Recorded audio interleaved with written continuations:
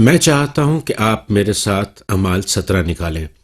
اعمال کی کتاب کا 17واں باب 17واں باب، اور ہم کلام میں سے صرف ایک آیت کا مطالعہ کریں گے۔ پولس رسول یونان کے شہر ایتھنے میں ہے اور وہ کچھ صاحب علم اور فلسفیوں سے بات کر رہا ہے۔ وہ کہہ رہا ہے، پس خدا جہالت کے وقتوں سے چشم پوشی کر کے اب سب آدمیوں کو ہر جگہ حکم دیتا ہے کہ توبہ کریں، کیونکہ اس نے ایک دن ٹھہرایا ہے جس میں وہ راستی سے دنیا کی عدالت اس آدمی کی معرفت کرے گا جسے اس نے مقرر کیا ہے، اور اسے مردوں میں سے جلا کر یہ بات سب پر ثابت کر دی ہے۔ پولس اپنے دوست سلاس اور تیموتھیوس کے ساتھ وہاں کا دورہ کر رہا تھا، اور اس نے انہیں وہاں چھوڑا اور خود ایتھنے کو گیا اور وہاں ان کا انتظار کیا۔ اور جب وہ وہاں تھا تو اس نے شہر کا دورہ کیا اور اس کا جی جل گیا، کیونکہ اس نے وہاں بہت کچھ دیکھا اور سنا۔ آپ دیکھیں کہ میڈیٹرینین دور کے لوگوں کے پاس اس دن ایک بڑا سا پزل تھا اور وہ اس کو حل کرنے کی کوشش کر رہے تھے۔ اور مجھے یاد ہے کہ میں نے ایک خاندان کے متعلق سنا تھا۔ ان کے پاس ایک بڑا پزل تھا، ایک تصویر جس میں گھوڑے، گائے اور دیگر جانور تھے۔ میں نے سنا کہ بچوں نے 1 گھنٹے سے بھی کم وقت میں اس کو مکمل کر لیا، جبکہ یہ خاندان سوچتا تھا کہ اس پیچیدہ پزل کو بنانے میں کم از کم 1 مہینہ لگے گا۔ لیکن پزل کی دوسری جانب بچوں نے ایک آدمی کی تصویر دیکھی۔ جب انہوں نے اس تصویر کو مکمل کر لیا تو یہ پزل بھی مکمل ہو گیا۔ اور اسی طرح سے اس وقت کی دنیا تھی اور آج کی دنیا ہے۔ بحیرہ روم کے ساحلی علاقوں میں رہنے والے اس دور کے لوگ 2000 سال سے بھی پہلے زندگی کے معمے کو حل کرنے کی کوشش کر رہے تھے، بالکل اسی طرح سے آج ہم انگلستان یا برطانیہ میں کر رہے ہیں، اور آپ بھی جو افریقہ سے ہیں۔ آپ زندگی کے مقصد اور معنی کو ڈھونڈ رہے ہیں۔ آپ اس بات کو جاننے کی کوشش کر رہے ہیں کہ آپ کیوں پیدا ہوئے، آپ کہاں سے آئے ہیں، آپ کہاں جا رہے ہیں، کتنا عرصہ آپ زندہ رہیں گے، کل آپ کیا کھائیں گے، آپ کل کیا پہنیں گے، آپ اپنے بچوں کے لیے کیا کریں گے۔ رومی سلطنت میں اس وقت بحیرہ روم کے ارد گرد 3 طرح کے لوگ تھے۔ رومی، انہوں نے دنیا پر راج کیا، انہوں نے دنیا پر حکمرانی کی۔ پھر یونانی تھے، جو صحیح معنوں میں ادبی لوگ تھے، انہوں نے دنیا کو بتایا کہ سوچنا کیا ہے۔ ان کی زبان بے مثال تھی، اور اس زمانے کے زیادہ تر مستند مدارس ترسس، اسکندریہ، ایتھنے اور شمالی افریقہ کے دیگر بڑے شہروں میں تھے۔ اور پھر اس کے علاوہ دیگر بہت سے اقلیتی گروہ تھے، اور یوں دکھائی دیتا تھا کہ ہر ایک کا اپنے خدا کے لیے اپنا طریقہ کار تھا۔ دیکھیے، انسان ایک پرستش کرنے والی مخلوق ہے، اس کو عبادت کرنی ہی ہے۔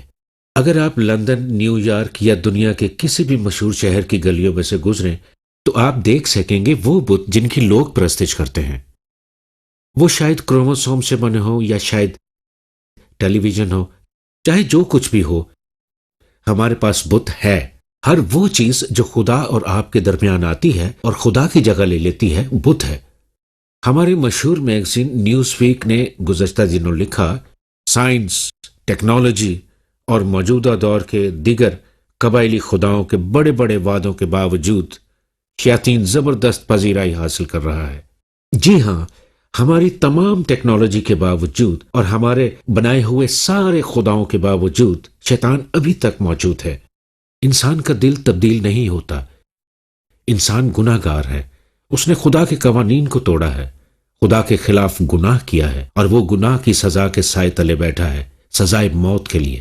اور پولس نے ان علماء کو وہاں بیٹھے دیکھا اور ان سے بحث شروع کی اور مسیح کے جی اٹھنے پر دلائل دیتے ہوئے گفتگو کی، اور یہ ان کے لیے نیا تھا کیونکہ انہوں نے اس خدا کے متعلق نہیں سنا تھا۔ انہوں نے کہا کہ یہ بکواسی کیا کہنا چاہتا ہے۔ بکواسی سے مراد وہ شخص ہے جو معلومات اکٹھا کر کے کوئی نئی بات پیش کرتا ہے۔ یہ ان کے لیے ایک نئی بات تھی کیونکہ وہ ہر وقت نئی چیزوں کی تلاش میں رہتے تھے۔ سو وہ اسے آریوپیکس میں لے آئے۔ یونانی ہمیشہ معنوں پر غور کرتے تھے، وہ جاننا چاہتے تھے کہ حقیقت میں زندگی کے معنی کیا ہیں۔ پولس کے سامنے ایک عظیم عمارت تھی جسے پارتھنان کہتے ہیں، اور اس عمارت کے وسط میں ایتھینیا کا مجسمہ تھا، ایتھینیہ والوں کی دیوی۔ اور وہاں اوپر جاتے ہوئے پولس کو اپنے مطلب کی عبارت مل گئی، اور وہ عبارت اسی بت پر لکھی ہوئی تھی۔ وہاں لکھا تھا کہ نامعلوم خدا کے لیے۔ اس نے کہا کہ میں تم سے اس خدا کے متعلق بات کرنا چاہتا ہوں۔ آج لوگوں کو دیکھیے، وہ پزلز کے ٹکڑوں کو جوڑنے کی کوشش کر رہے ہیں۔ اپنے آپ کو مارنے سے پہلے ہیمنگ وے نے لکھا، میں ایک خلا میں رہتا ہوں جو ایک ریڈیو ٹیوب کی طرح تنہا ہے، جس کی بیٹری ختم ہو چکی اور اسے چلانے کے لیے کوئی بجلی بھی نہیں ہے۔ نیو جینا نیل کے مطابق زندگی کا واحد مطلب موت ہے۔ وکٹر فرینکلن نے لکھا، بے مقصدیت انسان کی روح کا سب سے بڑا مرض ہے۔ ایتھینے میں رہنے والوں میں سے بیشتر لوگ مذہبی تھے۔ شاید آپ افریقہ کے لوگ بھی مذہبی ہوں، برطانیہ کے دیگر حصوں میں رہنے والے بھی شاید مذہبی ہوں، شاید آپ بھی مذہبی ہوں۔ یہاں بیٹھے کتنے لوگ ہیں جو کبھی کبھار چرچ جاتے ہیں؟ آپ بپتسمہ یافتہ ہیں، آپ مستقیم ہیں، اور آج رات آپ کے دلوں میں خداوند یسوع کی حضوری نہیں ہے۔ آپ کو ایک نئے عہد کی ضرورت ہے۔ آپ کو ضرورت ہے اپنے استحکام کو تقویت دینے کی۔ آپ کو اپنا بپتسمہ مستحکم کرنا ہوگا۔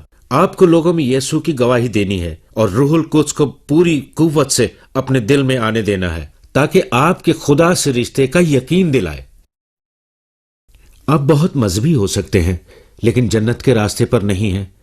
آپ مذہبی ہو سکتے ہیں لیکن آپ کے گناہ بخشے نہیں گئے۔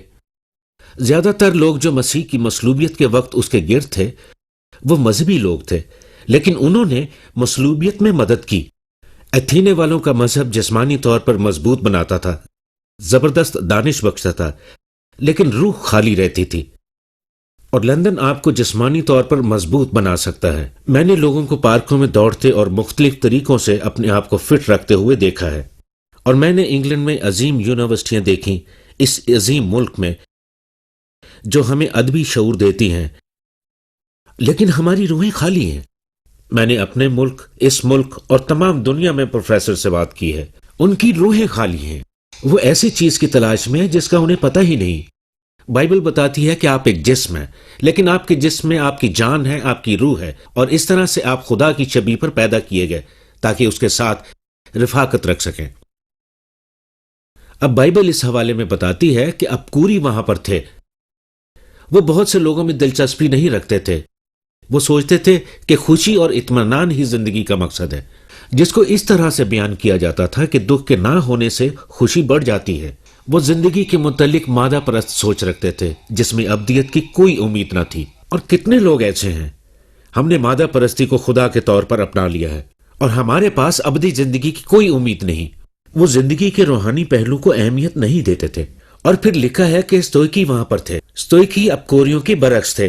وہ سوچتے تھے کہ دنیا دلیل سے چلتی ہے۔ لوگاس ایک ایسی چیز جس نے دنیا کو یکجا رکھا ہوا تھا، لیکن وہ نہیں جانتے تھے کہ یہ کیا ہے۔ وہ کہتے تھے کہ انسان کی خوشی ہر چیز قبول کرنے میں ہے، نہ آپ اسے لڑتے ہیں نہ اسے بدلنے کی کوشش کرتے ہیں۔ وہ اخلاقی لوگ بنتے تھے لیکن وہ خود پرست تھے۔ وہ خود اپنے خدا تھے اور خدا کی حضوری کو محسوس کرنے کے لیے ان کے پاس وقت بہت کم تھا۔ اور پھر وہاں سچ کی تلاش میں سنجیدگی پائی جاتی تھی۔ وہ سچ کو جاننا چاہتے تھے، اور آپ میں سے بہت سے ایسے ہی ہیں۔ آج رات آپ آئے، آپ کہیں سے بھی آئے، میری بات غور سے سنیے۔ آپ سچائی کو جاننا چاہتے ہیں۔ بائبل بتاتی ہے کہ تم سچائی سے واقف ہوگے اور سچائی تمہیں آزاد کرے گی۔ آپ آزادی چاہتے ہیں، لیکن یسوع کو جانے بغیر مکمل آزادی آپ کو نہیں مل سکتی۔ اس نے کہا کہ وہی آپ کو آزادی دے گا۔ آپ میں سے بہت یہی چاہتے ہیں کہ کسی بری عادت سے آپ کو رہائی ملے۔ آپ کسی ایسی بات سے رہائی چاہتے ہیں جو آپ کی زندگی میں آئی اور بہت ناخوشگوار ہے۔ آپ کسی خطرناک عادت سے چھٹکارا چاہتے ہیں۔ آپ خطرناک کڑواہٹ سے چھٹکارا چاہتے ہیں جو آپ کی بیوی، شوہر، باپ یا ماں کے لیے ہے۔ آپ ان سب چیزوں سے رہائی چاہتے ہیں۔ آپ چاہتے ہیں کہ کوئی آپ کی زندگی میں آئے اور مدد کرے، تو ایسا شخص مسیح ہے۔ وہ آج یہاں پر ہے، آپ کی مدد کو تیار ہے۔ جب پولس ان لوگوں سے ملتا ہے تو وہ اسے دعوت دیتے ہیں کہ ان سے گفتگو کرے۔ وہ ان سے کیا کہتا ہے؟ سب سے پہلے ایک حقیقی خدا کی بات کرتا ہے۔ اس نے کہا کہ میں نے سارے بتوں کو دیکھا ہے اور میں نے اس بت کو بھی دیکھا ہے جو کہتا ہے نامعلوم خدا کے لیے، اسی کے بارے میں مجھے بتانا ہے۔ میں آپ کو اس نامعلوم خدا کے بارے میں بتانا چاہتا ہوں۔ وہ خالق ہے، وہ پاک ہے، وہ لا تبدیل ہے، اور وہ محبت کا خدا ہے۔ وہ آپ سے پیار کرتا ہے۔ آپ سب جو آج رات یہاں پر ہیں مانتے ہیں کہ خدا موجود ہے، لیکن آپ اس سے ناواقف ہیں۔ آپ میں سے کتنے ہیں جو اس کو سن سکتے ہیں؟ آپ جانتے ہیں کہ خدا ہے، آپ کو یقین بھی ہے، لیکن حقیقت میں آپ اس سے ناواقف ہیں، ان معنوں میں کہ آپ اس سے رفاقت رکھتے ہیں اور وہ آپ سے رفاقت رکھتا ہے۔ پھر پولس رسول کہتا ہے کہ اس نے تمام قوموں کو ایک بنایا ہے۔ ایتھینے میں رہنے والے اپنے اوپر فخر کرتے تھے اور اپنے آپ کو دوسروں سے بالا تر سمجھتے تھے۔ خدا کہتا ہے کہ ہم سب ایک ہی خون رکھتے ہیں، آپ کی جلد کی رنگت کوئی بھی ہے۔ میں نے لندن کی گلیوں میں دنیا کے ہر خطے کے لوگ دیکھے ہیں اور ہر قسم کی زبان بولتے سنا ہے۔ یہ حقیقت میں ساری دنیا کی ایک چھوٹی تصویر ہے۔ نیو یارک بھی اسی قسم کا ہے، بلکہ اس سے کچھ بڑھ کے ہے۔ کیا آپ جانتے ہیں کہ نیو یارک دنیا کا سب سے بڑا آئرش شہر ہے؟ کیا آپ جانتے ہیں کہ نیو یارک دنیا کا سب سے بڑا افریقی پس منظر رکھنے والوں کا شہر ہے؟ کیا آپ جانتے ہیں کہ یہ سب سے بڑا اسپینش بولنے والا شہر ہے، سب سے بڑا اٹالین شہر ہے، اور یہ دنیا کا سب سے بڑا یہودی شہر بھی ہے؟ دنیا کے تمام خطوں کی بڑی بڑی آبادیاں یہاں پر ہیں اور وہ یہاں ایک چھت کے نیچے رہتی ہیں۔ مجھے حیرت اس میں نہیں کہ انہیں مسائل درپیش ہیں، حیرت اس میں ہے کہ وہ کس خوش اسلوبی سے اکٹھے رہتے ہیں، باوجود اس کے کہ وہ سب مختلف ہیں، اور ان میں سے بہت سے لوگ ان ممالک سے ہیں جو صدیوں تک جنگ کرتے رہے، لیکن انہیں معلوم نہیں تھا کہ جنگ کا آغاز کہاں سے ہوا۔ کبھی کبھی جنگ کا یہی رویہ نسل در نسل ان کے ساتھ ہی چلتا رہتا ہے، لیکن نیو یارک آ کر وہ سب کچھ بھول گئے اور لوگوں کے ساتھ ایک ہو گئے، اور بہت سے یہاں مضبوط مسیحی اثر کے سبب آئے ہیں، جو امریکہ میں ہے یا نیو یارک میں ہے۔ یہ ٹیلی ویژن کے باعث ہوا، کیونکہ یہاں بے شمار ٹیلی ویژن پروگرام ہے۔ ہر روز امریکہ میں ٹی وی پروگرام نشر ہوتے ہیں، ہر صبح امریکہ میں ریڈیو پروگرام سنائے جاتے ہیں۔ آپ کسی بھی وقت امریکہ میں ان کو ٹیون کر سکتے ہیں اور مسیحی پروگرام سن سکتے ہیں۔ 1300 کے قریب مسیحی ریڈیو اسٹیشن ہیں جو دن اور رات صرف انجیل سناتے ہیں اور خوبصورت مسیحی موسیقی۔ کوئی حیرت نہیں، یہاں فرق ہے۔ حیرت اس میں بھی نہیں کہ امریکہ کے 45% لوگ ہر اتوار چرچ جاتے ہیں۔ اس کے مقابلے میں شاید آپ کے پاس یہاں کچھ کم ہے۔ میرے خیال میں اس کی ایک وجہ یہ ہو سکتی ہے کہ آپ کے یہاں ریڈیو اور ٹیلی ویژن کے ذریعے انجیل کی رسائی نہیں۔ میں آپ کو ایک چھوٹی سی کہانی بتاتا ہوں۔ کچھ ہفتے پہلے کی بات ہے کہ چین میں ایک شخص تھا اور وہ سڑک کے کنارے بیٹھا ہوا تھا، اور 3 اسکول ٹیچرز پہاڑوں پر اپنی چھٹیاں گزارنے جا رہی تھی، اور خدا نے ان میں سے ایک اسکول ٹیچر سے کلام کیا کہ تجھے رکنا چاہیے اور اس آدمی سے کلام کرنا چاہیے کیونکہ اسے مسیح کی ضرورت ہے۔ لیکن اس نے ایسا نہ کیا اور وہ جاپان سے آئی ہوئی اپنی دوستوں کے ساتھ اوپر چلی گئی، اور جب وہ اگلے دن پہاڑوں سے نیچے آئی تو وہ آدمی وہیں پر تھا۔ اس دفعہ وہ رکی، اس کے پاس گئی اور اسے مسیح خداوند کے متعلق بتایا۔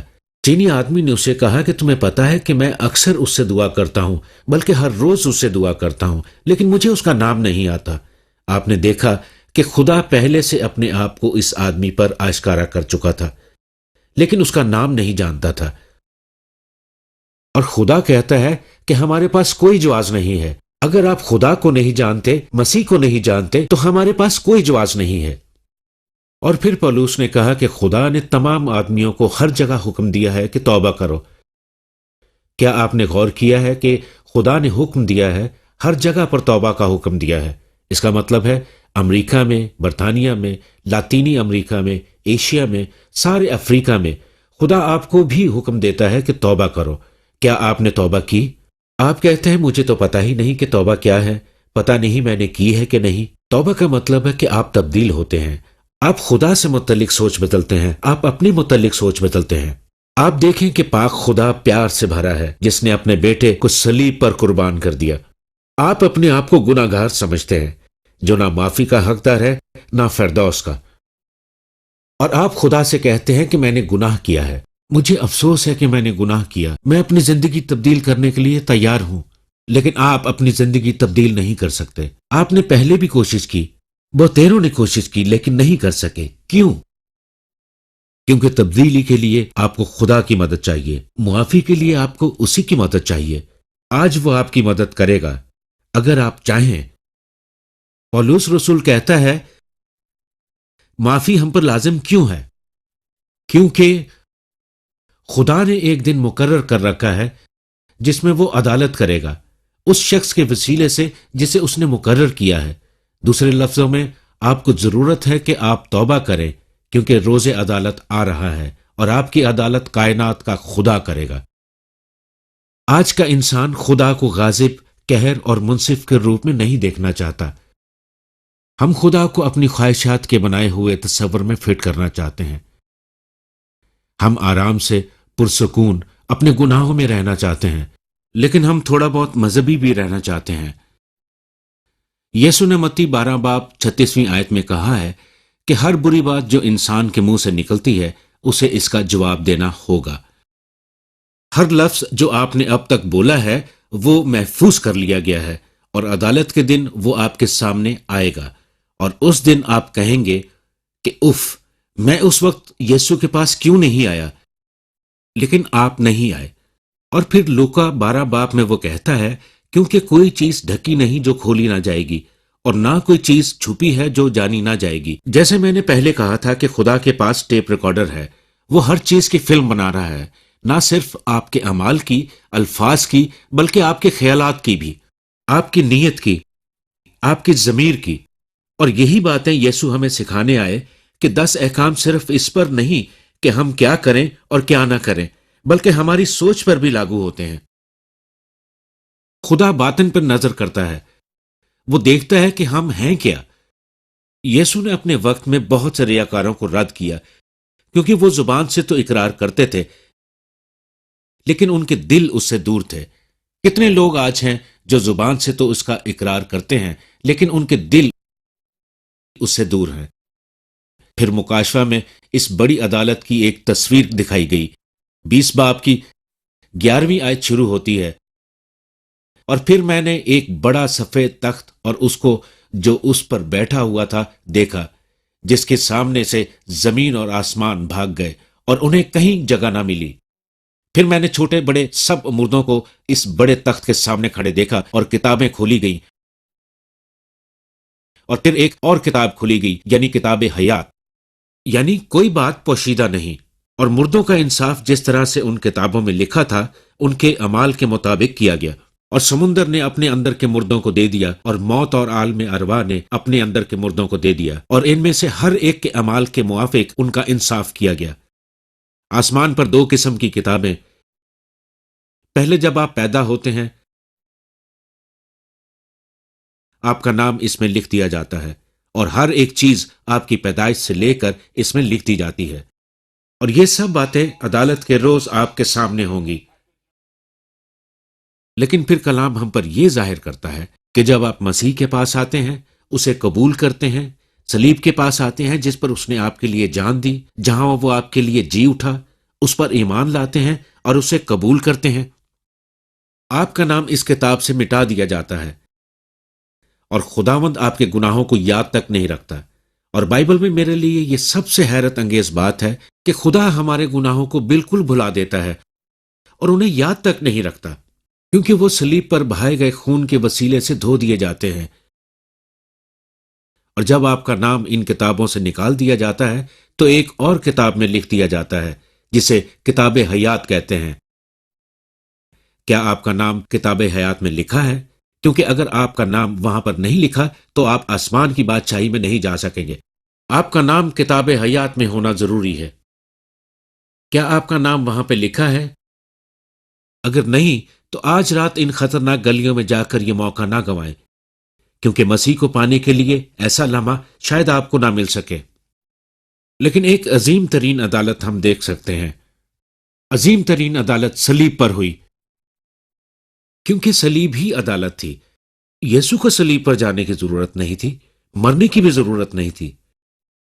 वो गया क्योंकि वो आपसे प्यार करता है, और सलीब पर भी उसमें यह कुदरत थी कि वो आज भी आपके मुतालिक सोच सके। आप जहां कहीं भी हैं वो आपसे प्यार करता है। وہ सलीब पर आपके लिए ठहरा रहा और अपना खून बहाया आपके लिए, और खुदा ने हमारे तमाम गुनाहों को लिया और यीशु पर लाद दिया। वो जो गुनाह से ना वाकिफ था हमारी खातिर गुनाहगार बना, ताकि हम इसमें खुदावंद की रास्तबाजी हासिल कर सकें। यीशु ने आपके गुनाह उठा लिए। शरीयत कहती है कि गुनाह की मजदूरी मौत है, जो जान गुनाह करेगी सो मरेगी। यीशु ने कहा कि मैं तुमसे सच कहता हूं, जो मेरा कलाम सुनता और मुझे भेजने वाले पर ईमान लाता है वो हमेशा की जिंदगी रखता है, और ये अभी आपके पास है। आप हमेशा की जिंदगी अभी पा सकते हैं, मौत तक इंतजार नहीं करना। आपको उसी वक्त अब्दी जिंदगी मिल जाएगी जब आप उस पर ईमान लाएंगे। आप अदालत से बरी और मौत से निकलकर जिंदगी में दाखिल हो जाएंगे। अभी आप गुनाह और मौत के जेर असर हैं। आज रात आप जिंदगी पा सकते हैं। यसाया 38 बाब में यूं लिखा है कि तूने मेरे तमाम गुनाह अपनी पीठ के पीछे फेंक दिए। शुक्र है हमारे गुनाह उसकी पीठ पर लादे गए। और यिर्मयाह 31 बाब में लिखा है कि मैं तुम्हारे गुनाहों को कभी याद ना रखूंगा।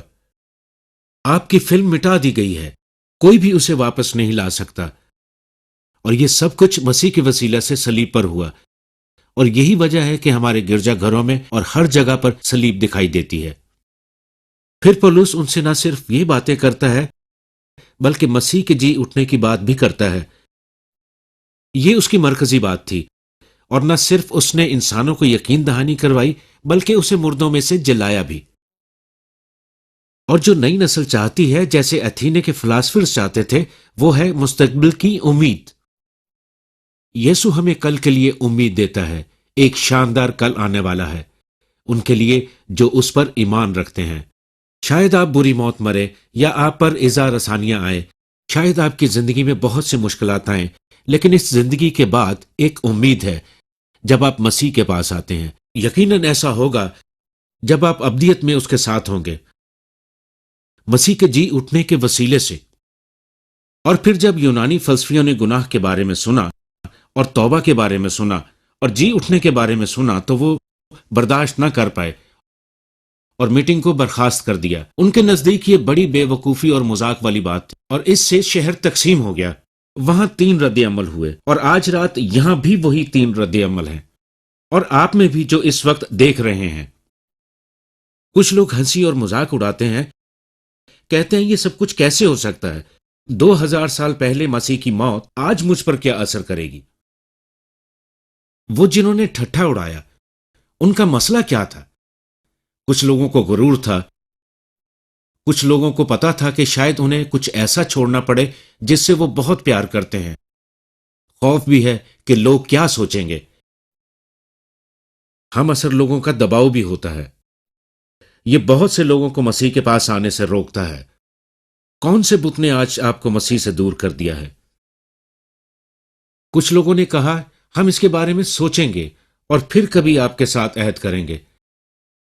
उन्होंने कहा यह बात हम तुझसे फिर कभी सुनेंगे। नहीं, यह अच्छा रवैया नहीं है। बाइबल कहती है अभी कबूलियत का दिन है, आज ही नजात का दिन है। यह एक खतरनाक रवैया है। खतरनाक इसलिए कि शायद आपके लिए दोबारा कलाम पेश न किया जाए, जैसे कि आप आज रात सुन रहे हैं। खतरनाक इसलिए कि सुनते हुए भी शायद आपका दिल इसे कबूल ना करे। रूह जमीन की मानंद है और इसके फलने का एक मौसम है, और ये कटाई का वक्त है बरतानिया में, ये कटाई का वक्त है अफ्रीका के खित्तों में, और यही वो लम्हा है जब आपको यीशु के साथ अहद करना है। हजारों लोगों ने दुआएं की हैं। ये मौका आज मुमकिन हुआ दुआओं के वसीले से। लाखों लोग पूरी दुनिया में जो इन मीटिंग्स के बारे में जानते हैं आपके लिए दुआ कर रहे हैं, जबकि वो आपका नाम भी नहीं जानते। आज रात आप एक इलाही मंसूबे के तहत यहां पर लाए गए हैं, जबकि बहुत से लोग ऐसे भी हैं जो इस तरह के बड़े बड़े इज्तिमा में जाना पसंद नहीं करते। लेकिन आप जो यहां पर हैं और आप जो वहां हैं, या फिर आप जहां कहीं भी हैं, खुदा दुआओं के वसीले आपको यहां ले आया। ये कटाई का वक्त है। और तीसरी बात, कुछ ऐसे भी थे जिन्होंने फैसला कर लिया। उस दिन चंद ही लोग थे जिन्होंने मसीह को कबूल किया। ईमानदार होने के नाते शायद आपको अकलियत में जगह मिले। यह मुश्किल है कि सच्चा मसीही बना जाए इस दुनिया में जिसमें हम रहते हैं। मैं आपको बेवकूफ बनाने की कोशिश नहीं कर रहा। یسوع نے کہا جب تک تم اپنی خودی سے انکار نہ کرو، اپنی صلیب نہ اٹھاؤ، میرے پیچھے نہ چلو، تو تم میرے پیروکار نہیں بن سکتے۔ صلیب اٹھانے کا مطلب یہ ہے کہ آپ مصلوب مسیحا کے تابع ہو جائیں جو صلیب پر مصلوب ہوا۔ کیا آپ اس کی خاطر تحقیر قبول کریں گے؟ آپ وہ ٹھٹھے سہنے کو تیار ہیں جو اسے کیے گئے؟ کیا آپ اس کے ساتھ کھڑے رہنے کو تیار ہیں؟ یہی مطلب ہے صلیب اٹھانے کا۔ کیا آپ کام پر جا کر، اسکول میں جا کر یا پڑوسی کے پاس جا کر مسیح کے بارے میں بتائیں گے؟ کیا آپ بتائیں گے کہ آپ مسیحی ہیں؟ یہی اس کا مطلب ہے۔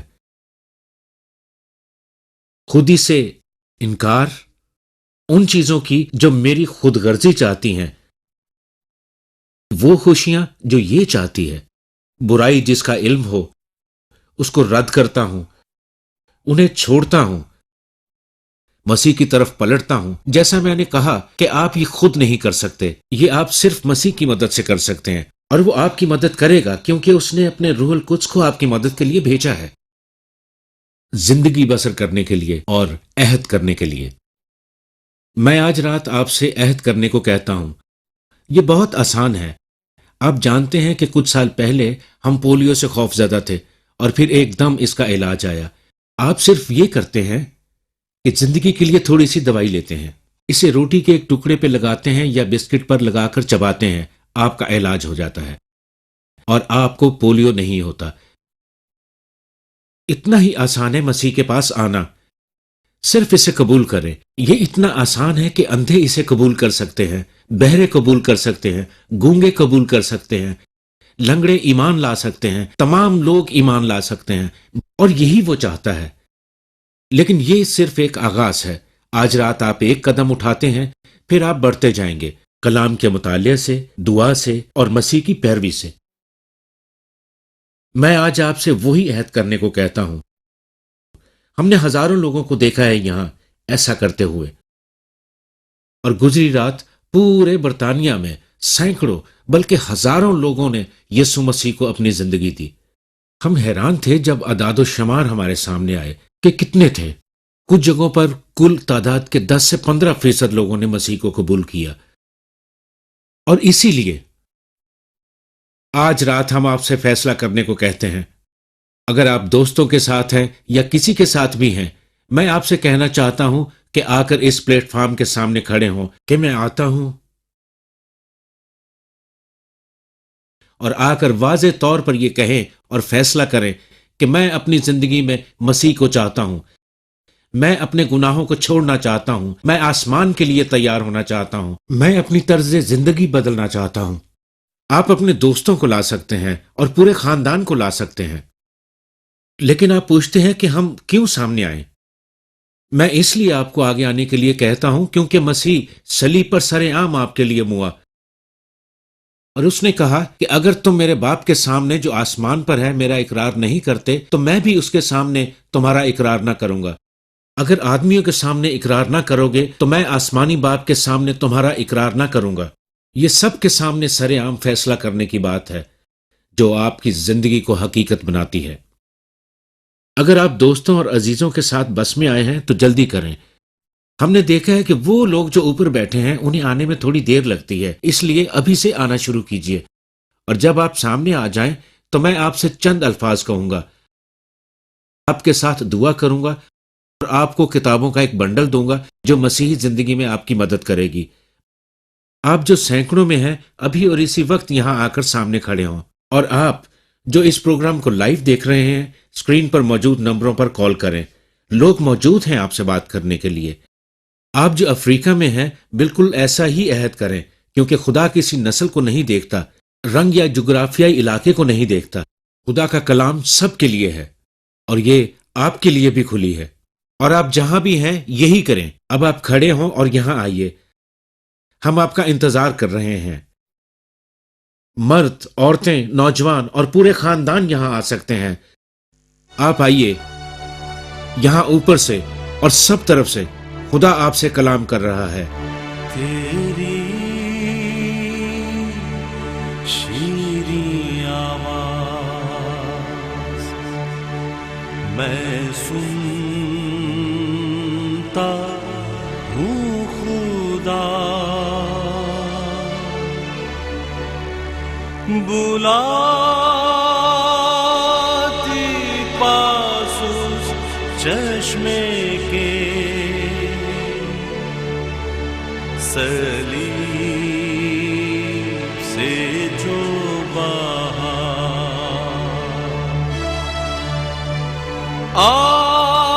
آتا ہوں مسیح آتا تیرے پاس دھو کے صاف کر چشمے سے جو